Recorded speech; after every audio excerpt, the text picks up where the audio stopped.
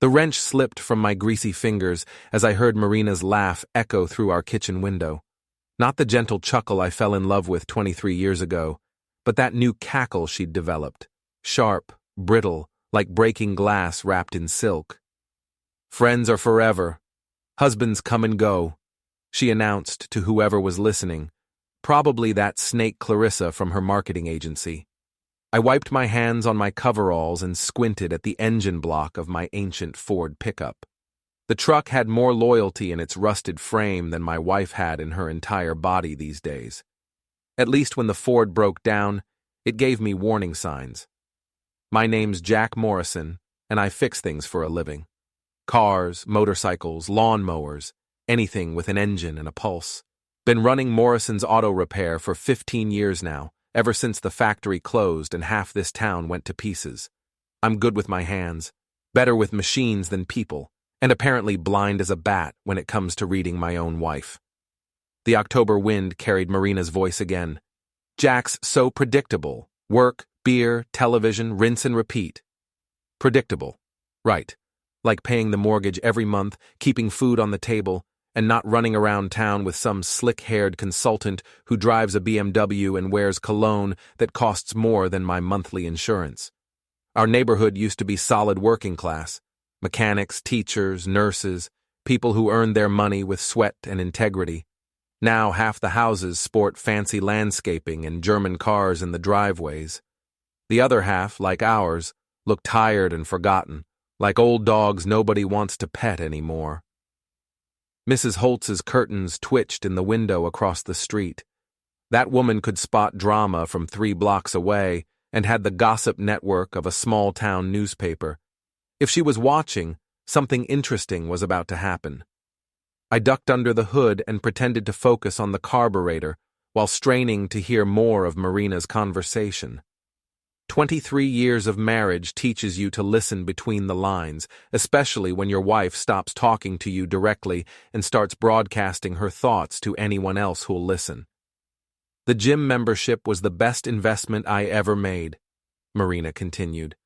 "I've met such amazing people. Real people, you know. People with ambition." Before we dive deeper into this story, I have one small request. Please subscribe, drop a like, comment, and hit that hype button to boost this channel so more people can discover these incredible Reddit stories. Real people. As opposed to what? Fake people like me? People who fix real problems with real tools instead of pushing papers and crafting brand strategies for companies that sell overpriced coffee to people who can't afford it. I heard Clarissa's voice now, smooth and calculating. "You deserve better, Marina. You've worked so hard to build your career. Some people just can't grow with you." Some people. They weren't even using my name anymore. I'd become a category, a type, a problem to be solved or discarded. The front door slammed, and I watched Marina stride to her silver Honda Accord, the car I'd helped her pick out, the one I maintained, the one that never gave her a moment's trouble because I made sure it didn't. She wore her new workout clothes, the expensive kind that cost more than I spent on groceries in a month. Clarissa followed, tall and predatory in her designer jeans and silk blouse. She owned a public relations firm downtown and had the kind of smile that could sell ice to penguins or convince wives to abandon their husbands. They didn't look in my direction as they drove away. I straightened up, my back protesting after 40 minutes bent over the engine. The neighborhood felt quieter now, like it was holding its breath. Even Mrs. Holtz had retreated from her window. That evening, Marina came home late with shopping bags and a glow in her cheeks that I hadn't seen in months. She moved through our house like a stranger, touching nothing, acknowledging nothing, heading straight for the shower.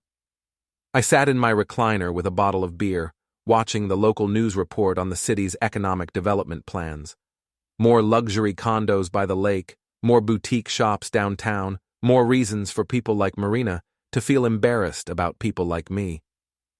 When she emerged from the bathroom, Marina wore a black dress I'd never seen before. "I'm meeting the girls for dinner," she announced, not asking, not explaining, just informing me of her plans like I was a roommate instead of her husband. "Which girls?" I asked, though I already knew. Clarissa, Jennifer, maybe Susan if she can get away from her kids. She applied lipstick in the hallway mirror, avoiding my reflection. Don't wait up. The door closed behind her with a soft click, and I found myself alone in a house that felt more like a museum than a home. Wedding photos lined the mantel, vacation pictures covered the refrigerator, family portraits hung in the hallway, all evidence of a life that seemed to be evaporating one dinner date at a time. I finished my beer and opened another, then walked through the rooms Marina and I had furnished together when we still talked about the future in terms of we instead of I. The mortgage had 11 years left on it. The furniture was paid off. Everything was stable, secure, predictable. Predictable. That word again, like a splinter under my skin. Around midnight, I heard Marina's car in the driveway. She stumbled slightly coming up the front steps, not falling down intoxicated, just loose and happy in a way she never was at home anymore. Through the window, I watched her check her phone and smile at whatever message had appeared on the screen. She crept through the house like a teenager sneaking in past curfew, but I was already in bed, eyes closed, breathing steady. Marina slipped under the covers without touching me, without speaking, and within minutes, she was asleep. I lay awake until dawn, listening to her breathe and wondering when exactly my wife had become a stranger. The next morning brought rain and the kind of gray October sky that made everything look washed out and tired. Marina left early for work without breakfast, without coffee, without a word. Just the click of heels on hard wood and the slam of the front door. I opened the shop at 7:30 and spent the morning rebuilding the transmission on a 2015 Chevy Silverado. The work felt good, methodical, logical, fixable. Unlike my marriage, truck transmissions followed predictable patterns. When something broke, you could identify the problem, order the parts, and make it right again. Dave Kowalski stopped by around lunchtime. He owned the boxing gym 3 blocks down and had been my friend since high school, back when we both thought we might make something of ourselves in the ring instead of just hitting bags and teaching kids how to throw proper jabs. You look like hell, Dave said, settling his bulk onto a folding chair beside my workbench. Thanks. You always know just what to say to cheer a guy up. Dave studied me with the same intensity he used to analyze opponents before a fight. Marina still giving you grief? I set down my wrench and wiped my hands on a rag. Dave was the only person who knew about the growing distance between Marina and me, mostly because he'd been through his own messy divorce 3 years earlier. She's found herself a new social circle, I said. Ambitious people, real people, people who aren't predictable. Ah. Dave nodded like he understood the code. Those kind of real people. The kind who meet for dinner 3 nights a week and text each other at midnight. Dave was quiet for a moment, then leaned forward. Jack, you want some advice from a guy who ignored the warning signs until it was too late? I looked at him. Start paying attention. Real attention. Not the kind where you hope everything works out if you just keep your head down and do your job. The kind where you actually find out what's going on. That afternoon, I closed the shop early and drove home through neighborhoods I rarely visited anymore. The new developments by the lake where houses cost 3 times what Marina and I paid for ours. Manicured lawns, circular driveways, the kind of places where people like Clarissa lived and people like Marina aspired to live. I parked outside a coffee shop called Grind, the kind of place that served $15 sandwiches and had more varieties of milk than most grocery stores. Through the window, I spotted Marina at a corner table with 2 women I didn't recognize, and 1 man I did. Eric Brennan, marketing consultant, according to his business card, which I'd found in Marina's purse 2 weeks earlier when looking for aspirin. Tall, lean, with the kind of carefully styled hair that cost more to maintain than I spent on haircuts in a year. He wore a charcoal suit and a smile that belonged in toothpaste commercials. Marina laughed at something Eric said, and her hand briefly touched his arm. A casual gesture, the kind that could mean nothing or everything depending on how long you'd been married and how well you knew your wife's body language. I knew Marina's body language. That touch wasn't casual. I sat in my truck for 20 minutes, watching my wife flirt with another man while her friends provided cover. When they finally stood to leave, Eric's hand settled on the small of Marina's back, possessive, familiar, intimate. They walked to the parking lot together, and I watched Eric lean close to whisper something in Marina's ear. She smiled and nodded, then got into her Honda and drove away. Eric followed in his BMW, maintaining a careful distance. I drove home and sat in my driveway until Marina returned 2 hours later, humming softly and checking her phone. She barely acknowledged me when she came inside, just kissed my cheek absently and announced she needed to shower. While water ran in the bathroom, I examined Marina's purse. Her phone was password protected now, a new development, but her credit card statements weren't. Lunch at Grind, dinner at Lakeside Bistro, drinks at the Rooftop Lounge, all places I'd never been, all charges I'd never questioned. Until now. That night, Marina fell asleep quickly, but I lay awake making plans. Dave was right. I needed to pay attention, real attention. But more than that, I needed to decide what I was going to do with whatever I discovered, because something told me that predictable Jack Morrison was about to become very unpredictable indeed. The next 3 weeks passed like a slow-motion car crash. I started paying attention the way Dave suggested, and what I found made me wish I'd stayed blind. Marina's phone was never unattended anymore except when she showered. Her laptop required passwords I didn't know. She bought new clothes constantly, dresses, shoes, lingerie I never saw her wear at home.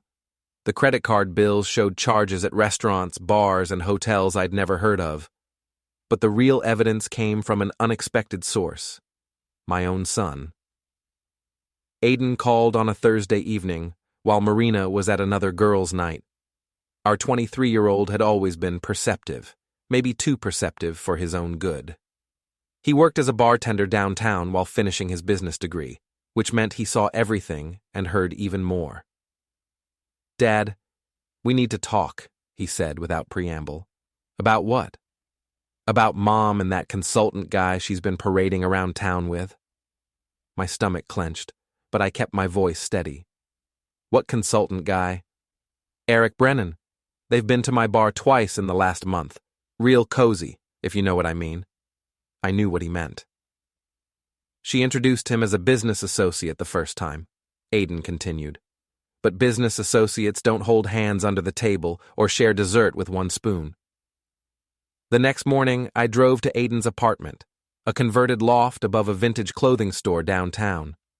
He made coffee while I sat at his kitchen table, trying to process what my son had just confirmed. "How long?" I asked. "I first saw them together about 6 weeks ago. But Dad, there's something else." Aiden set a mug in front of me and sat down. He had Marina's eyes but my stubborn chin, and right now he looked like he was wrestling with something unpleasant. "Sophie knows. Our daughter, 21, finishing her junior year at State University, Marina's pride and joy." "Sophie knows, and she's okay with it?" I asked. "Sophie knows, and she thinks you deserve it." The coffee turned bitter in my mouth. "Excuse me?" "She's been talking to Mom about how you're holding her back, how you don't support her ambitions, how you're stuck in the past while she's trying to build a future." I stared at my son. "And you? What do you think?" Aiden was quiet for a long moment. "I think Mom's having a midlife crisis and Sophie's too young to understand what marriage actually means. But I also think you've been sleepwalking through your own life for the past few years." "Meaning? Meaning, when's the last time you and Mom went anywhere together? When's the last time you surprised her or showed interest in her work, or tried to be part of her world instead of just expecting her to be part of yours?" His words stung because they contained enough truth to hurt. Marina had been pulling away for months. maybe years, and I'd been too comfortable, too predictable, too willing to let things slide rather than fight for what we'd built together. But that didn't excuse adultery. That didn't excuse lies and deception and the systematic dismantling of 23 years of marriage. So what do? I asked my son. That depends. Do you want to save your marriage, or do you want to win a war? I thought about Marina laughing with Eric, about her hand on his arm, about the way she moved through our house like she couldn't wait to leave it. I thought about Sophie taking her mother's side without knowing the whole story, and about Clarissa whispering poison in Marina's ear every chance she got. What if I want both? Aiden smiled, and for the first time in weeks, it felt like someone was on my side. That afternoon, I did something I hadn't done in 5 years. I bought a new shirt, got a haircut, and made dinner reservations at the Lakeside Bistro. Then I called Marina at work. I want to take you to dinner tonight, I said when she answered. Silence.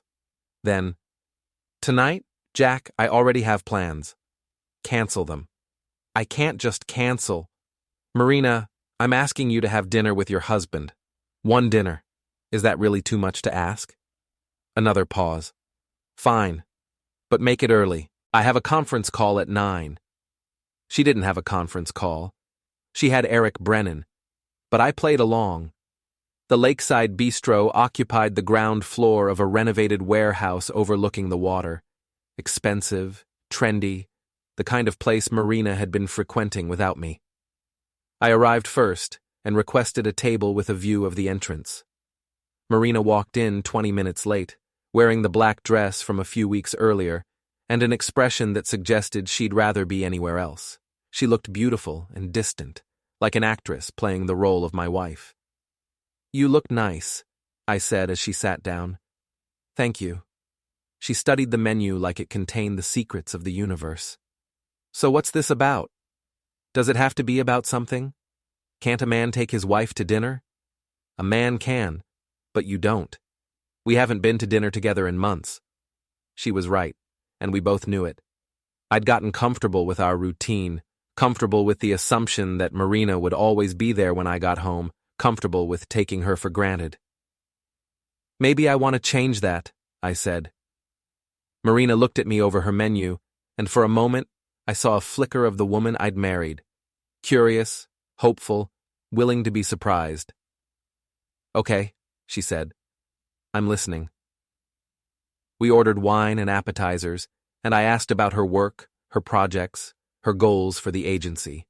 Marina talked about rebranding campaigns and social media strategies, about clients who didn't understand their own markets and colleagues who took credit for her ideas. I listened, really listened, and discovered that my wife was actually brilliant at what she did. She understood people, understood what motivated them, understood how to craft messages that resonated with specific audiences. She was also unhappy, not just with me, but with her job, her life, the gap between what she'd dreamed of becoming and what she'd actually achieved. Sometimes I feel invisible, she said during the main course, like I'm just going through the motions, waiting for something to happen. What kind of something? I don't know. Something that makes me feel alive again. Something that reminds me I'm more than just a wife and mother and employee. I reached across the table and took her hand. She didn't pull away, but she didn't squeeze back either. You've never been invisible to me, I said. Haven't I? Marina's voice was soft but pointed. When's the last time you asked about my day and actually listened to the answer? When's the last time we talked about anything besides bills and schedules and what needs to be fixed around the house? I couldn't answer because she was right. Somewhere along the way, I'd stopped seeing Marina as a person and started seeing her as a fixture, reliable, constant, requiring no maintenance. I want to do better, I said. Marina studied my face like she was trying to decide whether to believe me. Why now? Because I know about Eric. Because I know you're planning to leave me. Because I'm fighting for something I didn't realize I was losing. Because I love you, I said instead. Because I don't want to lose what we have. What do we have, Jack? Really? The question hung between us like a challenge. Around us, other couples laughed and flirted and celebrated anniversaries. At our table, 23 years of marriage felt fragile as spun glass. We have history, I said finally. We have 2 kids who turned out pretty great. We have a life we've built together. History isn't enough, Marina said. And the kids are grown. And the life we built, I'm not sure it fits me anymore. She pulled her hand away and signaled the waiter for the check. Dinner was over, and I hadn't saved anything. If anything, I'd confirmed that my marriage was already over and I'd been too stubborn or too stupid to realize it. We drove home in separate cars, and Marina disappeared into the bathroom as soon as we walked through the front door.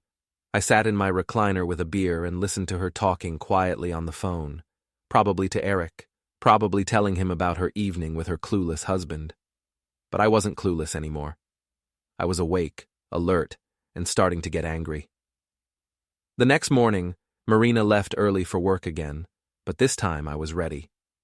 I'd installed a tracking app on her phone while she showered, a trick Aiden had taught me, along with some other useful skills I'd never thought I'd need. At 10:30, Marina's phone showed her at the Riverside Hotel downtown. She was supposed to be in meetings all morning. I drove to the hotel and parked across the street. Through the lobby windows, I could see Marina and Eric at a corner table in the restaurant, leaning close together, talking intently. Eric reached across and touched her cheek, and Marina smiled the way she used to smile at me. I sat in my truck for an hour, watching my wife fall in love with another man. When they finally stood to leave, Eric kissed her, not passionately, but tenderly, like they'd been doing this for a while. They walked to the elevator together and disappeared. I drove back to the shop and spent the afternoon taking apart an engine that didn't need repairs, just for the satisfaction of breaking something down to its component parts. Dave found me there at 6 o'clock, surrounded by perfectly good engine parts and wearing an expression that probably scared small children. "Rough day?" he asked. "My wife is having an affair." Dave nodded like I'd just told him it might rain. "You sure?" "I'm sure." "What are you going to do about it?" I looked at the scattered engine parts, at the tools in my hands, at the shop I'd built from nothing through 15 years of hard work and honest dealing. "I'm going to fix it," I said. Dave raised an eyebrow. "Fix the marriage or fix the problem? What's the difference?" That night, Marina came home late again, glowing and distracted. She moved through our house like a ghost, touching nothing, connecting with nothing, already gone in every way that mattered. But I was done being predictable. I was done being invisible. I was done letting other people write the story of my life. Marina wanted something that made her feel alive. I was about to give her more excitement than she'd bargained for. I spent the weekend planning like a general preparing for war. Marina disappeared for most of Saturday, shopping with Clarissa, and didn't return until Sunday evening with bags from stores I couldn't afford and a satisfaction that had nothing to do with retail therapy. Monday morning, I put my plan into action. First stop, Clarissa's public relations firm. Hartwell and Associates occupied the 3rd floor of a renovated brick building downtown, all glass and chrome and expensive furniture designed to impress clients with more money than sense. I wore my best shirt and carried a manila folder that made me look like I had legitimate business. The receptionist was young, blonde, and trained to smile at anyone who might write a check. "I'm here to see Clarissa Hartwell," I said. "Jack Morrison from Morrison's Auto Repair." "Do you have an appointment?" "She's been working with my wife Marina on some projects. I wanted to discuss expanding our business relationship." The magic words. Within 5 minutes, I was sitting across from Clarissa in her corner office, surrounded by awards and photographs of her with local politicians and business leaders. Clarissa was 45, but worked hard to look 35. Blonde hair that cost more to maintain than my monthly mortgage, clothes that whispered expensive instead of shouting it, and the kind of smile that made you feel like the most important person in the room while she calculated how to use you. Jack, what a pleasant surprise. Marina speaks of you often. I'll bet she does. I've been thinking about expanding the shop, I lied smoothly. Maybe some advertising, maybe some community outreach.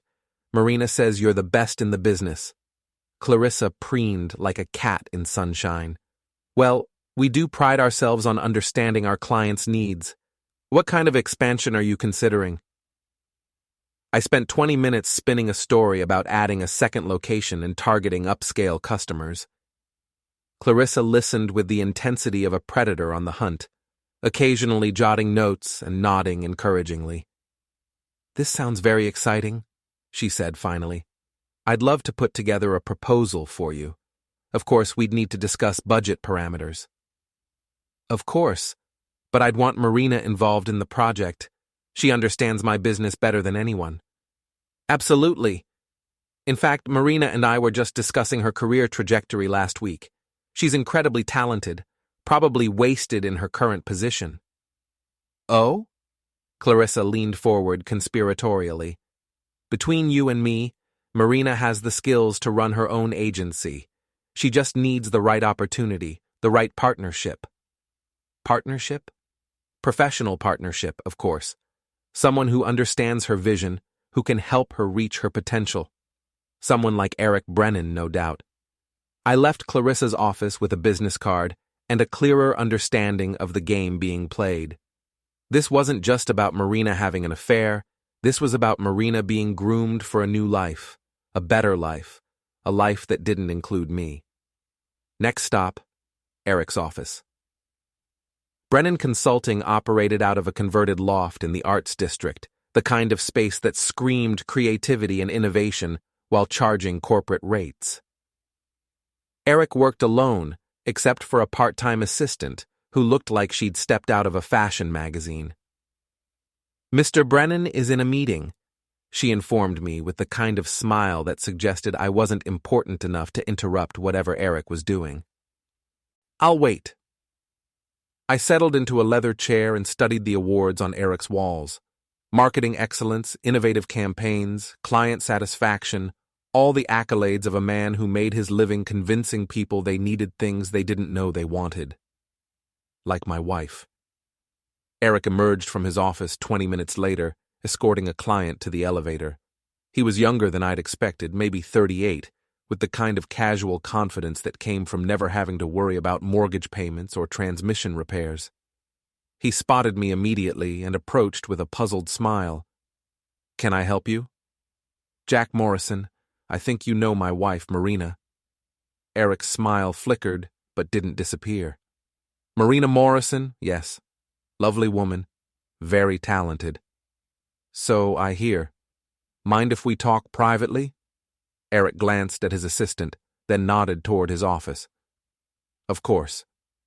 His office was all windows and exposed brick, with a view of the river and furniture that probably cost more than I made in 6 months. Eric settled behind his desk like a king on his throne. What can I do for you, Mr. Morrison? You can stay away from my wife. The words hung in the air like smoke.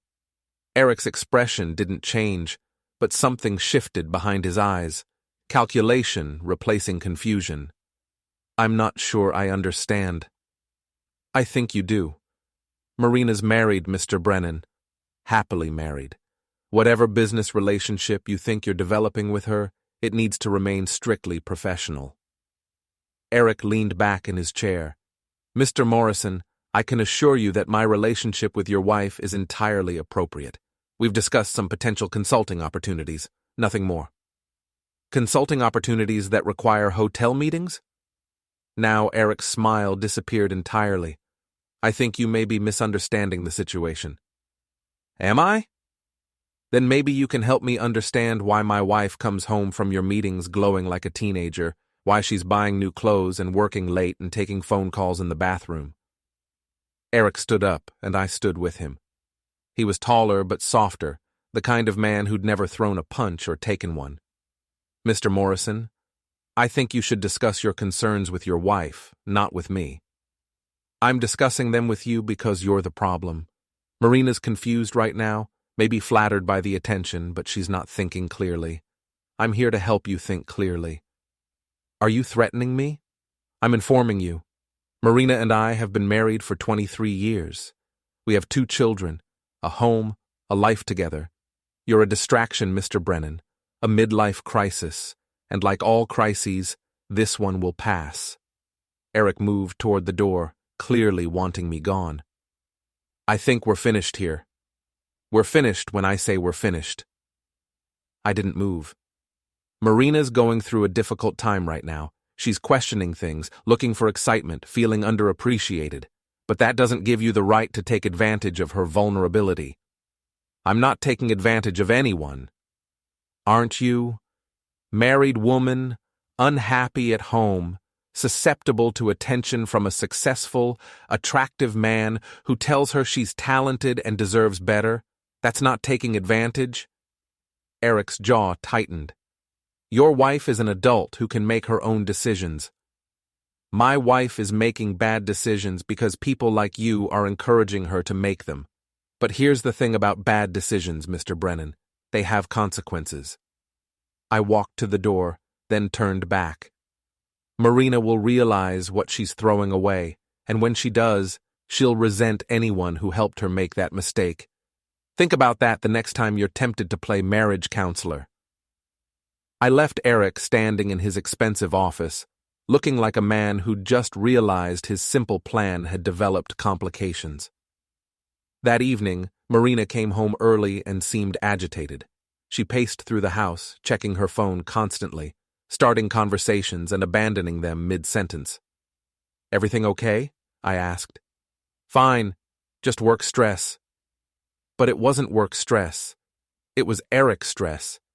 My visit had rattled him, and he'd passed that anxiety along to Marina. Good. Over the next few days, I implemented phase 2 of my plan. I started showing up places where Marina and her friends gathered, the coffee shop where they held their morning meetings, the restaurant where they celebrated birthdays, the bar where they conducted their girls' nights. I didn't approach or interrupt. I just appeared, ordered a drink, nodded politely if we made eye contact, and went about my business. But my presence changed the dynamic of their gatherings. Marina became self-conscious, her friends became curious, and their cozy little conspiracy developed an audience. The third time this happened, Clarissa cornered me at the bar. Jack, what a coincidence seeing you here again. Not really a coincidence. I'm expanding my social circle. Marina's always saying I should get out more, meet new people. Clarissa's smile was sharp enough to cut glass. How wonderful. And what brings you to the rooftop lounge specifically? Dave recommended it, said the view was spectacular. I gestured toward the windows overlooking the lake. He was right. But I wasn't looking at the lake. I was looking at Marina's table, where she sat with Eric and 2 other couples, trying to pretend she hadn't noticed me. Well, enjoy your evening, Clarissa said. Oh, I intend to.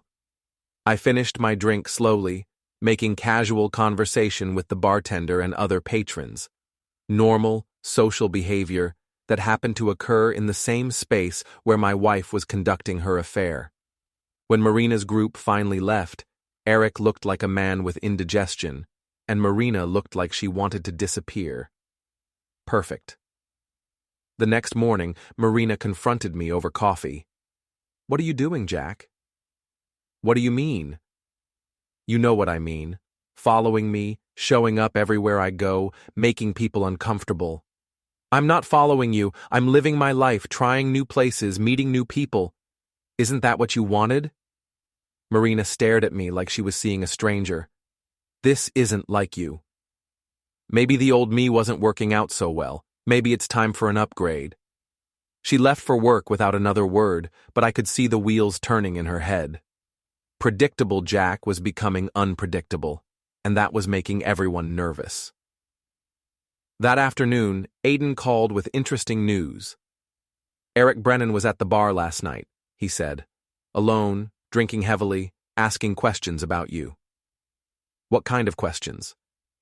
Whether you were violent, whether you owned any weapons, whether you'd ever been in trouble with the law. I told him you were the most peaceful guy I knew, but that you didn't back down from fights. Good answer. Dad, what did you say to him? I introduced myself, made sure he understood the situation. And now he's scared. He should be. Not because I'm going to hurt him, but because he's finally realized he's not playing a game anymore. He's messing with someone's marriage, someone's family, someone's life. That has weight to it. What's your next move? I looked out the window of my shop at the gray November sky. Winter was coming, and with it the kind of weather that made people want to stay home, stay warm, stay close to the people who mattered. I'm going to remind everyone what they have to lose, I said. That evening, I did something I hadn't done in years. I cooked dinner, not just heated up leftovers or grilled burgers, but actually prepared a meal, Marina's favorite pasta dish, the one I used to make when we were newlyweds and couldn't afford restaurants. When Marina came home, she found candles lit, wine breathing, and her husband wearing an apron that read, "Kiss the Cook," a gag gift from Sophie years earlier. "What's all this?" Marina asked suspiciously. "Dinner. I thought we could eat together for once, maybe talk about our days." Marina looked around the dining room like she expected hidden cameras. "Jack, what's going on with you lately?" "What do you mean? You're acting strange. The dinner last week, showing up at my hangouts, now this. It's not like you." I served the pasta and poured wine, taking my time with each gesture. Maybe I'm tired of being predictable. Predictable isn't necessarily bad. Isn't it? You seem to think it was. Marina sat down reluctantly, like she was afraid the chair might be booby-trapped. I never said predictable was bad. I said it was limiting. Limiting how? She took a sip of wine and studied my face. "Jack, are you having some kind of crisis?" "Are you?" The question caught her off guard. Marina set down her wine glass and really looked at me for the first time in months. "What's that supposed to mean?" "It means you're 43 years old, successful in your career, mother to 2 great kids, and you're acting like a woman who's lost and looking for something she can't name. If that's not a crisis, what is?" Marina's cheeks flushed. "I'm not lost. Aren't you? New friends, new clothes, new interests, new schedule. You're rebuilding your entire life, Marina. The question is, are you building towards something or running away from something?" "I'm not running away from anything." "Then what are you running toward?" She was quiet for a long moment, twirling pasta around her fork without eating it. "I want to feel important," she said finally. "I want to feel like what I do matters, like I matter. I want to wake up excited about the day instead of just going through the motions." "And you can't feel that here? With me?" Marina met my eyes, and I saw something I hadn't seen in months. Uncertainty. "I don't know," she said quietly. "Can I?" It was the most honest thing she'd said to me in weeks, and it gave me hope. Not much, but enough to keep fighting. "Let's find out," I said. The fragile truce lasted exactly 4 days. On Thursday evening, Marina came home with an announcement that shattered any illusion of reconciliation. "I've been offered a partnership opportunity," she said, not quite meeting my eyes. "A chance to start my own agency with some colleagues." She stood in our kitchen, still wearing her coat, like she might need to make a quick escape. The dinner I'd prepared sat cooling on the stove. "What kind of partnership?" I asked, though I already knew. "Clarissa has some clients who want to break away and form a boutique firm. They've asked me to join them as a founding partner." "And Eric Brennan? Is he part of this partnership?" Marina's face went pale. "How do you know about Eric?" "I know a lot of things, Marina. The question is, why don't you?" She set her purse on the counter with shaking hands.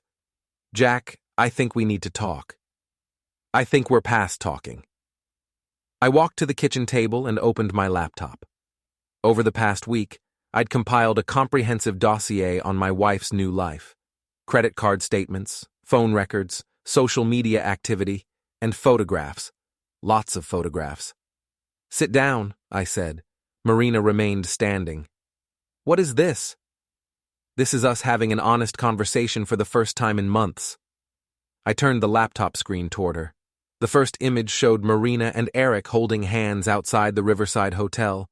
The timestamp read 3 weeks earlier. Marina's face went white.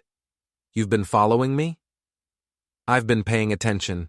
Something you suggested I start doing, remember? I clicked to the next photo. Marina and Eric kissing in the hotel parking lot. Then another, the two of them entering the hotel together at 2:30 p.m. on a Tuesday, when Marina was supposed to be in client meetings. Jack, please. Please what? Please pretend I don't see what's right in front of me? Please keep being the predictable husband who doesn't ask questions? I stood up and walked around the table. Marina backed toward the door, but I wasn't advancing on her. I was just tired of sitting still. 23 years, I said. 2 kids, a house, a life. And you're throwing it away for what? A marketing consultant with a fancy car and a loft downtown? It's not about Eric. Isn't it? Then explain these. I clicked through more photos. Marina and Eric at restaurants I couldn't afford, bars I'd never heard of, walking through neighborhoods where people like me weren't welcome. You want to know what I see when I look at these pictures? I continued. I see my wife pretending to be someone she's not, with someone who doesn't know her, building a fantasy life that has nothing to do with reality. Marina finally found her voice.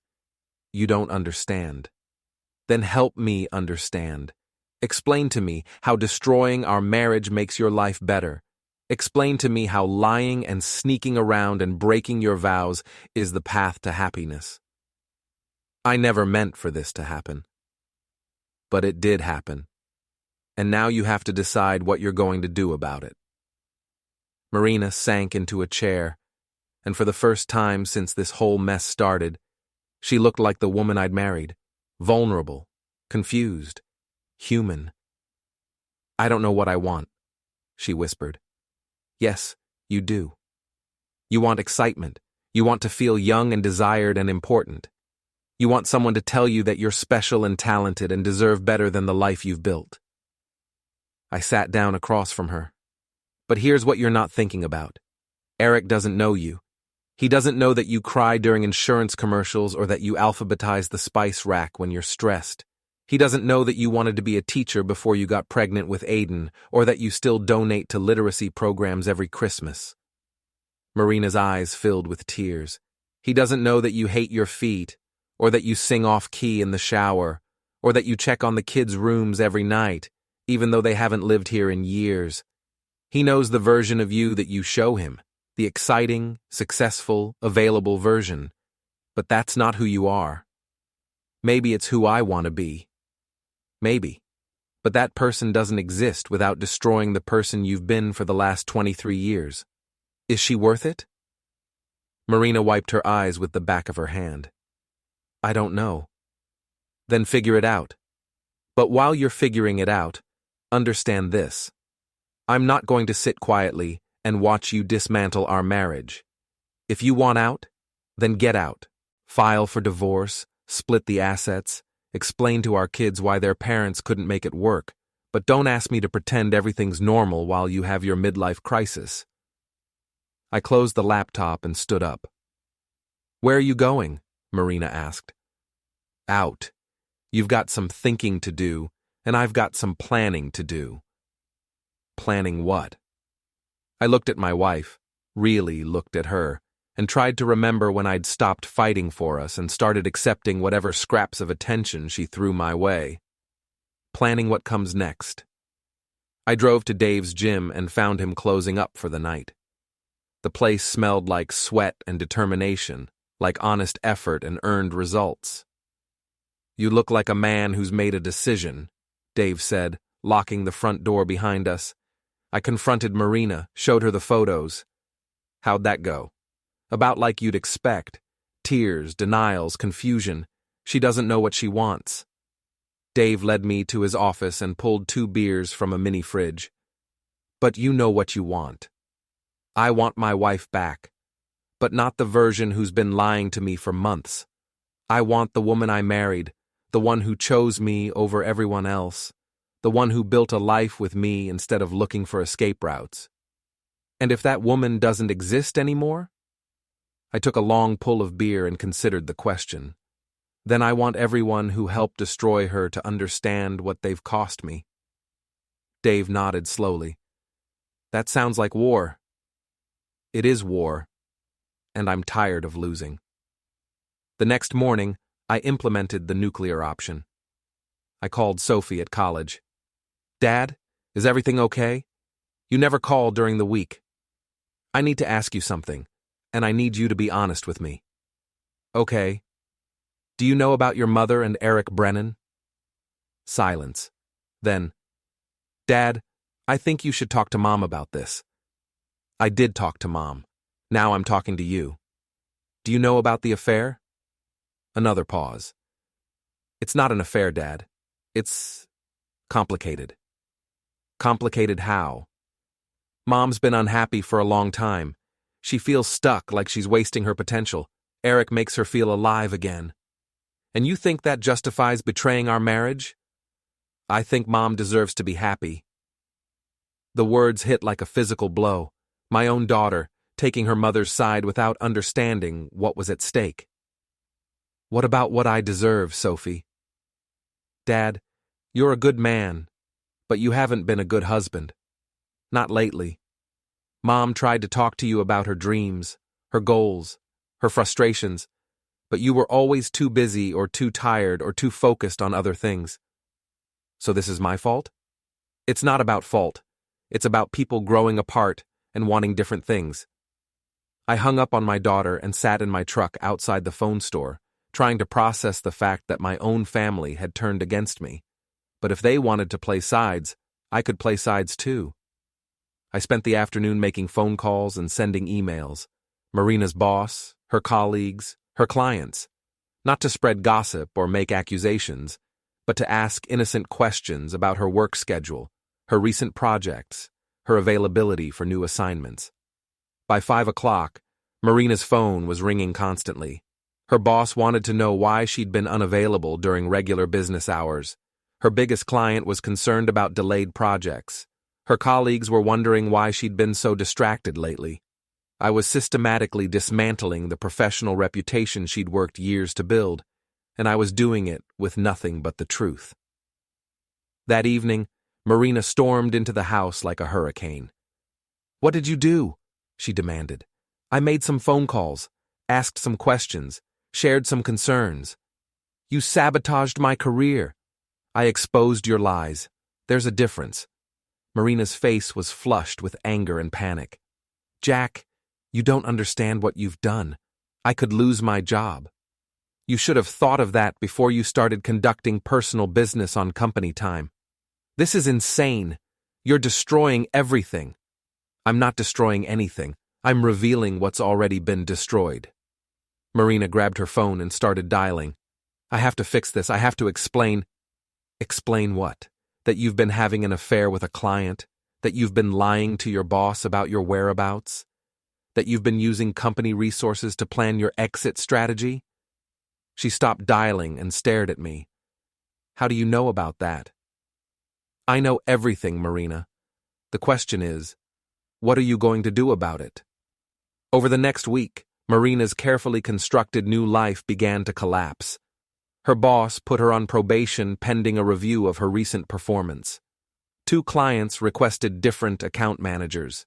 Clarissa's partnership offer mysteriously evaporated when the potential investors learned about Marina's personal complications. And Eric? Eric started avoiding Marina's calls. I knew this because I'd had a second conversation with him, this one at his apartment building at 11 o'clock on a Tuesday night. Mr. Morrison, what are you doing here? Eric stood in the lobby wearing gym clothes and an expression of barely controlled panic. He'd lost weight in the past 2 weeks and developed the kind of nervous energy that came from constantly looking over your shoulder. I wanted to give you an update on the situation, I said pleasantly. What situation? The situation where you're having an affair with my wife, and it's starting to cost both of you more than you bargained for. Eric glanced around the lobby like he expected witnesses or security cameras. I don't know what you're talking about. Sure you do. You know that Marina's career is imploding. You know that her family is asking questions. You know that her friends are starting to distance themselves from the drama. I stepped closer, and Eric backed toward the elevator. What you might not know is that I've been asking questions about you too. Interesting things, like how your last 3 relationships ended badly, like how you have a pattern of getting involved with married women and then disappearing when things get complicated. Eric's face went pale. You're harassing me. I'm informing you. Just like I informed your previous girlfriend's husband. Just like I informed your business partner about your tendency to mix personal relationships with professional ones. The elevator arrived, and Eric stepped inside quickly. Stay away from my wife, Mr. Brennan, and stay away from me, because the next time we meet, I might not be feeling so conversational. The doors closed on Eric's terrified face, and I walked back to my truck feeling better than I had in weeks. Marina didn't come home that night, or the next night, or the night after that. She was staying with Clarissa, according to Aiden, who was finally starting to understand that his mother's midlife crisis was destroying more than just her marriage. She's scared, Dad, he told me over coffee at his apartment. Scared of you? Scared of losing her job? Scared that she's made a huge mistake? Good. Fear is clarifying. What's your endgame here? You want her back, or you want her gone? I thought about the question while watching traffic crawl through downtown. I want her to understand what she's thrown away. I want her to realize that actions have consequences. I want everyone who helped her betray our marriage to understand that I'm not the kind of man who suffers in silence. And then what? Then we'll see if there's anything left worth saving. But deep down, I already knew the answer. Marina had made her choice when she decided that her happiness was more important than her vows. Everything that happened after that was just details. The war was almost over. I'd won every battle, destroyed every alliance, exposed every lie. Now came the hardest part, living with the victory. The final confrontation came on a Saturday in late November at the annual Riverside Community Association dinner, a gathering of local business owners, city officials, and social climbers that Marina had been attending for 3 years. I hadn't planned to go. The event represented everything I disliked about Marina's new social circle. Overpriced food, pretentious conversation, and networking disguised as community service. But Clarissa had made a mistake. She'd posted about the event on social media, tagging Marina and Eric, celebrating their exciting new venture and their bright future together. Apparently, they'd decided to go public with their relationship and their business partnership now that Marina's marriage was effectively over and her old job was hanging by a thread. They were ready to debut their new life. I decided to give them a proper introduction. I arrived at the Riverside Country Club at 7:30, wearing my best suit and carrying a manila folder that had become my signature prop. The venue buzzed with conversation and clinking glasses, the sound of successful people congratulating themselves on their success. Marina stood near the bar with Eric, Clarissa, and several people I recognized from her professional circle. She wore a red dress I'd never seen before and smiled with the brittle brightness of someone trying very hard to appear confident. Eric had his hand on her back. Possessive, public, official. They were no longer hiding. Neither was I. I approached the group with the calm confidence of a man who'd spent weeks preparing for this moment. Marina, Eric, Clarissa. I nodded to each of them in turn. Beautiful evening, isn't it? The conversation stopped. Marina's face went white. Eric took a step backward, and Clarissa's smile became sharp as broken glass. Jack, Marina said carefully, I didn't know you were coming. Last-minute decision. I thought it was time I met some of your new friends. I turned to the strangers in the group and extended my hand. Jack Morrison, Marina's husband, and you are? The introductions were awkward, stilted, filled with the kind of tension that made everyone wish they were somewhere else. But I was charming, friendly, interested in their work and their lives. "So you're all part of this new agency venture I keep hearing about," I said. "How exciting. Marina's always been brilliant at what she does." "Thank you," said one of the potential investors, a silver-haired man who clearly had no idea he was walking into a minefield. "We're very impressed with her vision." "Oh, Marina's full of vision, always seeing new possibilities, new opportunities.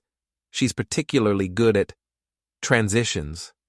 Marina's hand tightened around her wine glass. "Jack, perhaps we could what? Talk privately?" "Oh, I think we're past private conversations, don't you? After all, you've made your choices very publicly." I gestured toward Eric, who looked like he wanted to disappear into the floor. "Eric, I have to say you're exactly what I expected. Marina has excellent taste in consultants." The group was beginning to sense that something was wrong, but they weren't sure what. I was being perfectly polite, perfectly reasonable, perfectly friendly. "Jack," Clarissa interrupted, "why don't we—" "Clarissa, the mastermind herself. I have to thank you for taking such good care of my wife during this difficult time. It's so important to have friends who support your decisions, no matter how destructive they might be."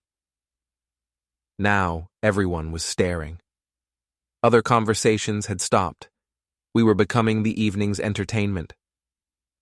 "I think there's been a misunderstanding," Eric said quietly. "Has there? What kind of misunderstanding?" I opened my manila folder and pulled out a photograph. Marina and Eric kissing outside the Riverside Hotel. "This kind of misunderstanding?" I handed the photo to the silver-haired investor, who studied it with growing comprehension. "Or this kind." Another photo. Marina and Eric entering the hotel together in the middle of a Tuesday afternoon. Marina made a small, strangled sound. "Jack, please." "Please what? Please don't share the truth with your business partners? Please don't let them know what kind of judgment you exercise in your personal life?" I distributed more photos to the group. Marina and Eric at restaurants, bars, walking hand in hand through downtown, conducting their affair with increasing boldness. "The thing is," I continued conversationally, "when someone betrays the person who knows them best, who loves them most, who's trusted them with everything, well, it raises questions about their character, doesn't it?" The investor handed the photos back to me like they were contaminated. "I think we should discuss this later, Marina." "There's nothing to discuss," I said helpfully. "Marina's made her choice. She's chosen excitement over stability, fantasy over reality, selfishness over commitment. She's chosen Eric over her family, her marriage, her integrity." "That's enough," Eric said, finally finding his voice. "Is it? I don't think it's nearly enough." I pulled out my phone and opened the recording app. "Would you like to hear Marina explaining to her daughter why Daddy deserves to be betrayed? Or perhaps Eric's conversation with his business partner about his pattern with married women?" Eric's face went gray. "You recorded us?" "I documented everything. 23 years of marriage teaches you to pay attention to details." I looked around the group, making eye contact with each person. "Marina wants a new life, and she's certainly earned one. She's worked very hard to destroy the old one, but I thought you should know what you're investing in. Not just her professional skills, but her personal character." "Jack, stop," Marina whispered. "Please." "Stop what? Stop telling the truth? Stop protecting people from making the same mistake I made?" I turned back to the investor. "Marina's very talented, and I'm sure she'll do excellent work for you. Just make sure you get everything in writing, and maybe don't trust her with anything you can't afford to lose." The group began to disperse, making excuses and checking their phones. Within minutes, Marina's potential business partners had evaporated, leaving her standing alone with Eric and Clarissa. "You've destroyed everything," Marina said, tears streaming down her face. "No, Marina, you destroyed everything. I just made sure everyone could see it." Eric stepped forward, his face flushed with anger. "You're insane. This is harassment." This is consequences, something you're not familiar with, apparently. Eric raised his hand like he might take a swing at me, but I didn't flinch. Instead, I smiled. Go ahead, Eric. Hit me.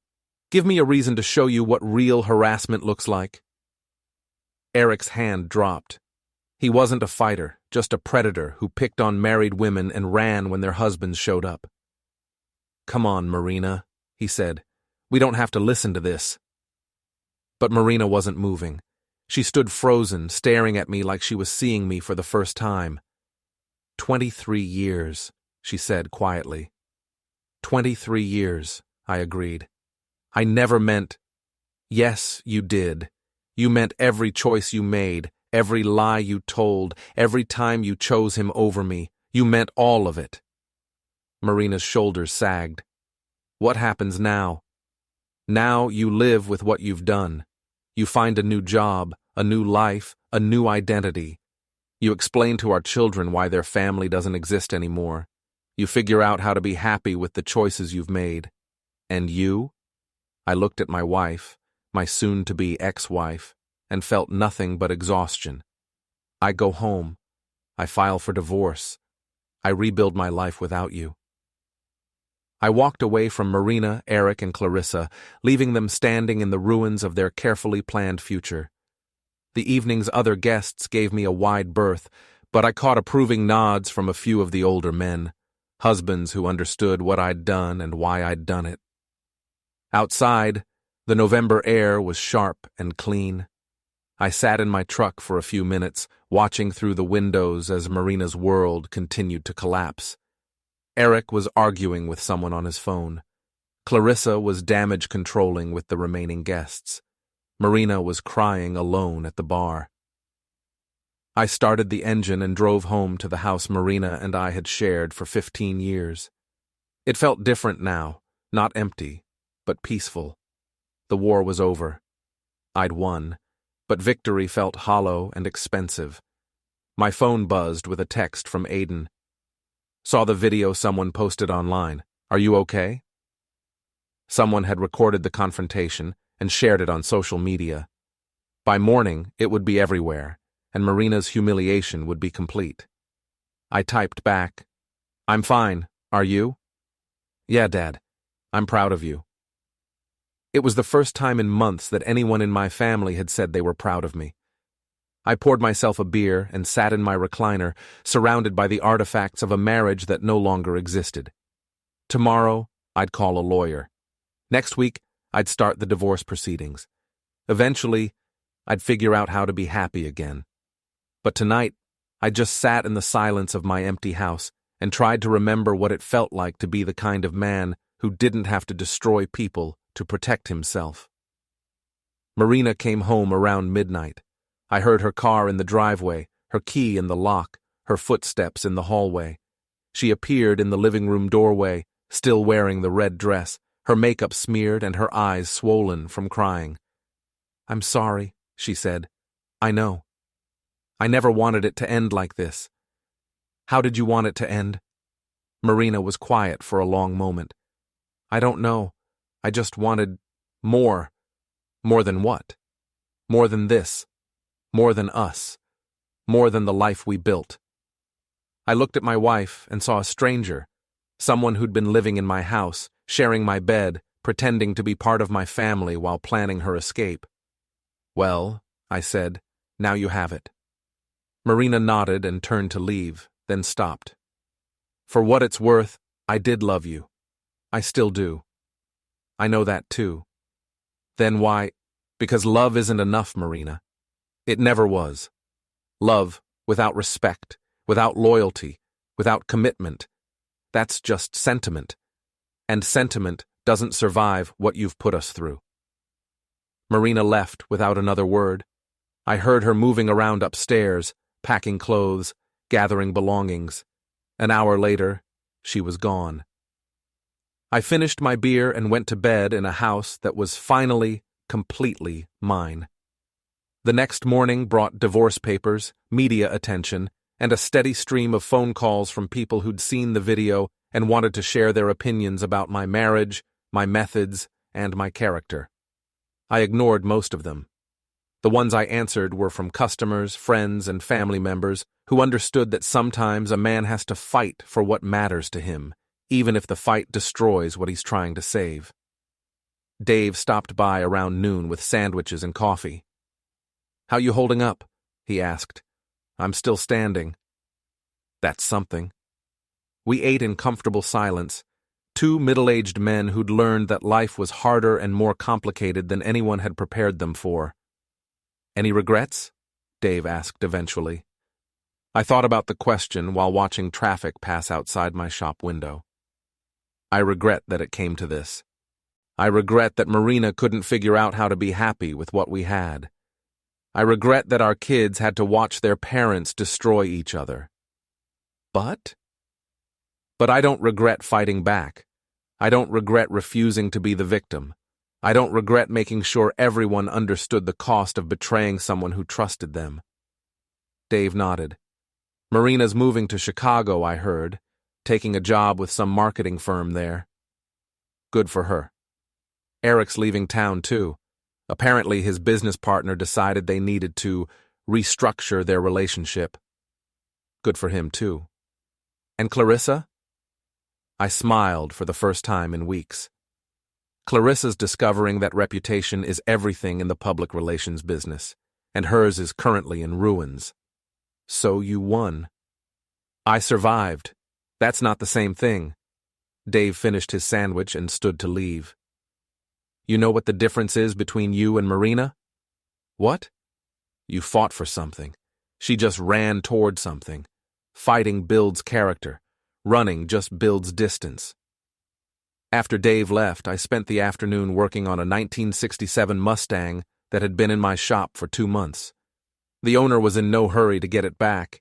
He just wanted it restored properly, with attention to detail and respect for what it had been. I understood that impulse. Some things were worth saving, worth fighting for, worth the time and effort required to make them whole again. My marriage hadn't been one of those things, as it turned out. But I was. As the sun set over the tired streets of my neighborhood, I realized that I'd learned something valuable from the wreckage of the past few months. I was stronger than I'd thought, smarter than people assumed, and more resilient than anyone, including myself, had given me credit for. Marina had wanted excitement, adventure, a life that made her feel alive and important and free. She'd gotten exactly what she'd asked for, and so had I. The predictable husband was gone. In his place stood a man who'd fought a war and won it, who'd protected what mattered to him and destroyed what threatened it, who'd learned the difference between being loved and being respected. I locked up the shop and drove home through streets that looked the same, but felt different. Tomorrow would bring new challenges, new opportunities, new chances to build something better than what I'd lost. But tonight, I was content to sit in my empty house and appreciate the silence of a battle finally won. They'd called me predictable. They'd underestimated me, dismissed me, written me off as irrelevant. They'd been wrong about everything except one thing. I was exactly the kind of man who would fight to the end for what belonged to him. And now, everyone knew it.